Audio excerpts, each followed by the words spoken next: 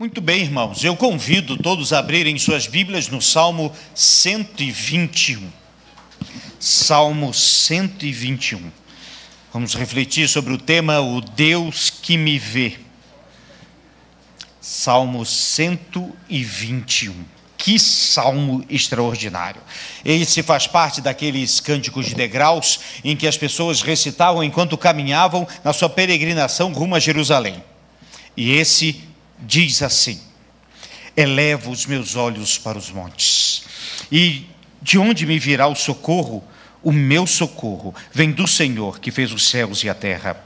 Ele não permitirá que os teus pés vacilem, não dormitará aquele que te guarda. É certo que não dormita e nem dorme o guarda de Israel. O Senhor é quem te guarda, o Senhor é a tua sombra, a tua direita. De dia não te molestará o sol, nem a lua de noite. O Senhor te guardará de todo mal, guardará a tua alma. O Senhor guardará a tua saída e a tua entrada, desde agora e para sempre. Amém. Que salmo! Por si só, podemos dividir rapidamente esse salmo em quatro partes, Primeiro, a origem do socorro.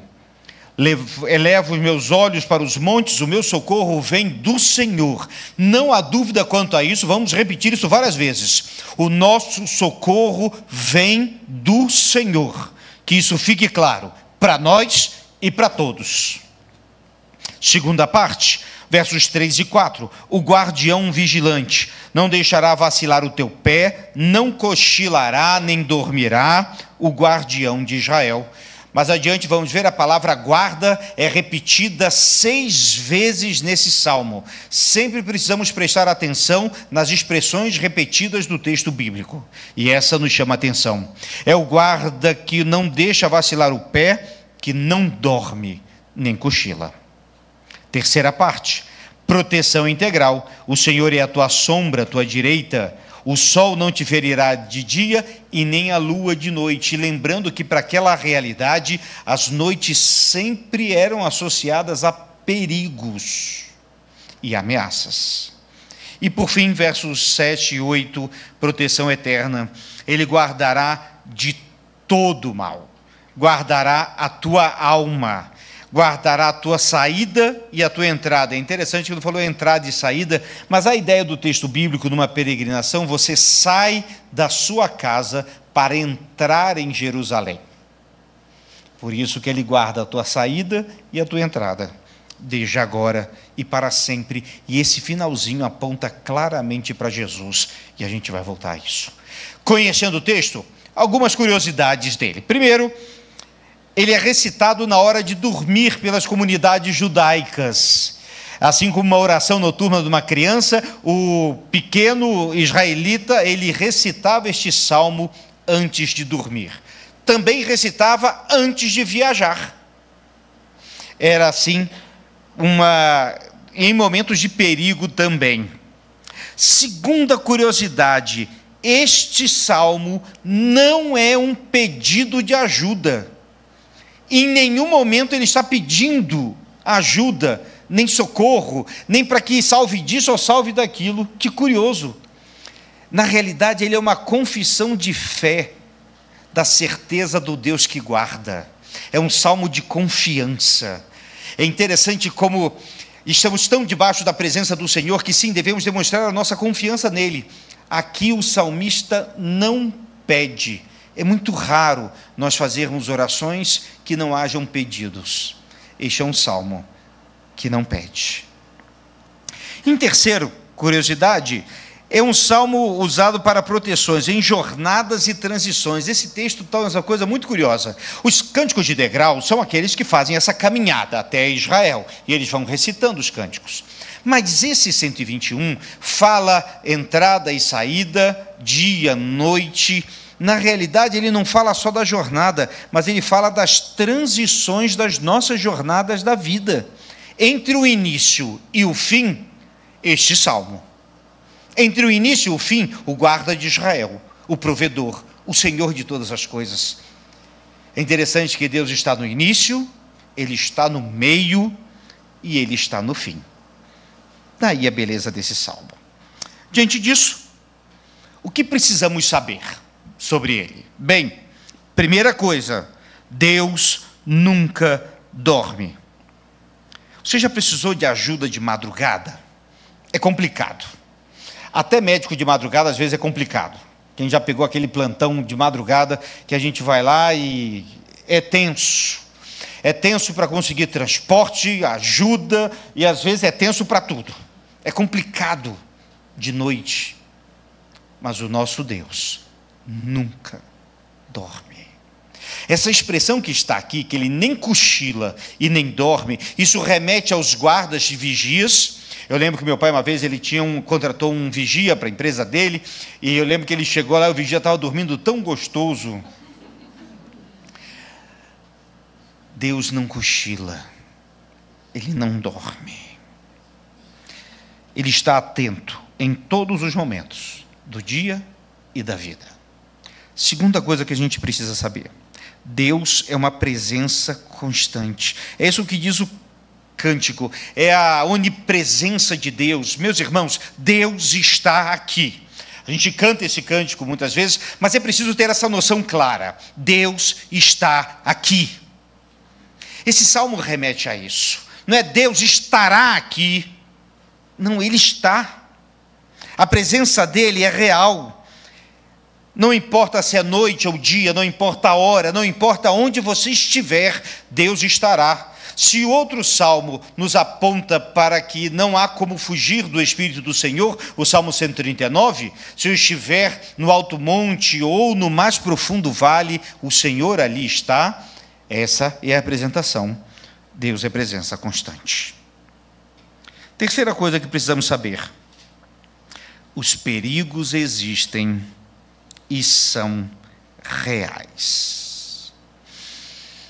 Complicado isso, e eu não queria dizer isso, mas fique tranquilo, as ameaças são reais.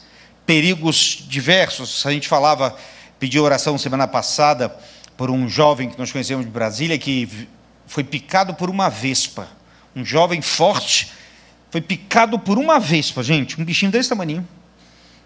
Teve choque anafilático, entrou em coma, ficou em coma 3 dias. Está bem, graças a Deus, já voltou para casa, inclusive. Mas uma vespa, estão sujeitos aos perigos, ameaças, circunstâncias, problemas. Eles são reais. Não podemos ignorar isso, e o salmista não ignora. A viagem para Jerusalém era uma viagem cheia de ameaças, ladrões, ameaças físicas, desertos e tantas outras coisas. Por isso, fique claro isso. Bem, agora vamos ao Deus que nos vê. Quando eu li esse salmo, eu tenho essa impressão: embora eu olhe para além dos montes, eu sei que Deus está olhando para mim. Que coisa extraordinária. Vamos lá. É uma descrição poderosa do que Deus faz. É aquele que nos vê em todo o tempo, que vê as nossas situações, e ainda que ninguém nos veja, nosso Deus nos vê e cuida de nós. Primeiro, nele a gente pode confiar. Perceba a direção da ajuda: nem homens, nem governos, nem máquinas, nem tecnologia. Confiamos no Senhor. Essa é a direção. Nele a gente pode confiar. Segundo, que Ele nos guarda sempre. Eu quero reiterar, a palavra guarda aparece 6 vezes. Eu fiz uma pesquisa curiosa aqui para este tópico. Eu pedi ajuda à tecnologia, à inteligência artificial, quais seriam as diversas formas de morrer no ano 700 a.C., mais ou menos na época em que foi escrito esse salmo. E é curioso que ele foi listando algumas coisas. Eu listei 29 principais formas de morrer naquela época. Naquela época, se você tivesse apendicite, você morria. Não havia tecnologia de ciência para isso. Se você tivesse uma infecção de dente, você morria. Mas tem algumas coisas características. Queda de cisterna. Também se morria muito disso, né? Ataques de povos que eram muito comuns, como os assírios e outras coisas mais, e, na realidade, algumas listas curiosas de mortes que, hoje, quando a gente pensa que temos tecnologia para resolver muitas dessas coisas, e a gente pensa, é claro, a expectativa de vida na época não era muito alta, de 30 a 40 anos apenas. 29 principais motivos, diferentes formas de morrer. Um dado meio fúnebre. Mas aí, eu pedi também para que listasse hoje diversas formas de morrer. Lembre-se, eu tenho o número de 29 do passado. Hoje, me apresentaram 48 formas diferentes de morrer. Eu imaginava que a gente morria menos hoje. Mas naquela época não tinha acidente de carro. Nem queda de avião. Nem pandemia global. As pestes haviam, mas eram muito regionalizadas. Algumas outras, overdose de medicamento. Olha que interessante, hoje tem mais formas de morrer do que antes. Um detalhe, uma informação muito inútil, meus irmãos. Tem gente que morre esmagado por máquina de refrigerante.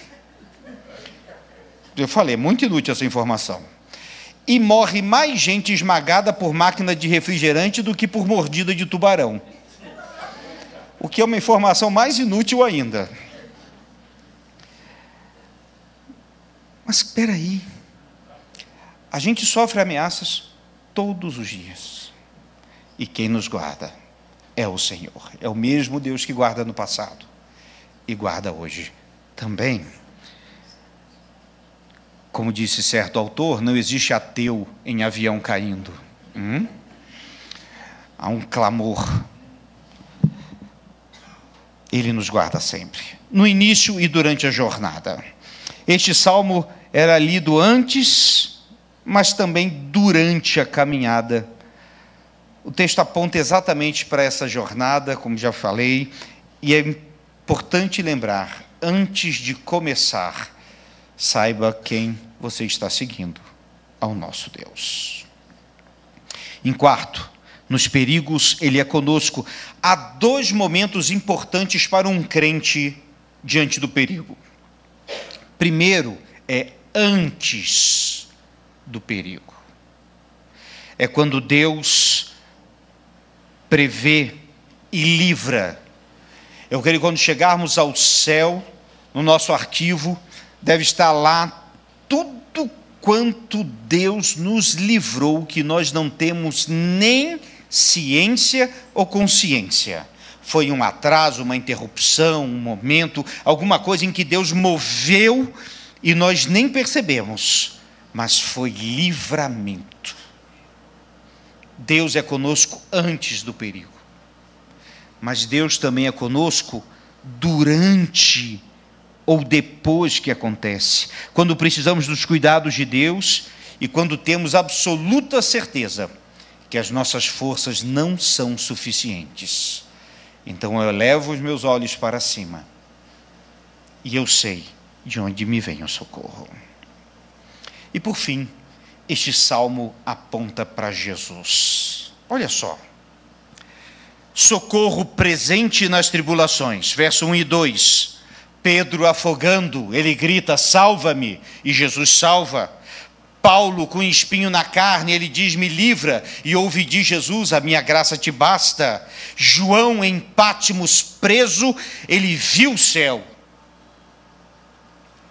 O guardião constante, o que não dorme. João, o Evangelho de João diz que Jesus é o nosso bom pastor. E também vai dizer, lá em Romanos e em Hebreus, que ele intercede por nós. Presença protetora em toda a jornada. Em Mateus 28, 20, tem um dos versos que eu acho mais bonitos, que Jesus olha para os seus discípulos, já indo para o céu, e diz, eis que estou convosco todos os dias, até a consumação dos séculos. Guardião sempre presente. E por fim, Salvador eterno. 1 Pedro 2,25 diz: vocês eram como ovelhas desgarradas, mas agora voltaram para o pastor, o guardião da sua alma, Jesus. E em João 10 diz: eu lhes dou a vida eterna e eles nunca morrerão. Ninguém pode arrancá-las de minha mão, pois meu Pai as deu a mim, e Ele é mais poderoso que todos. Ele nos toma em suas mãos. Ele é o Salvador eterno. O Deus que nos vê é aquele que nós podemos ver, além dos montes e das circunstâncias, e saber de onde me vem o socorro. Que Deus nos abençoe.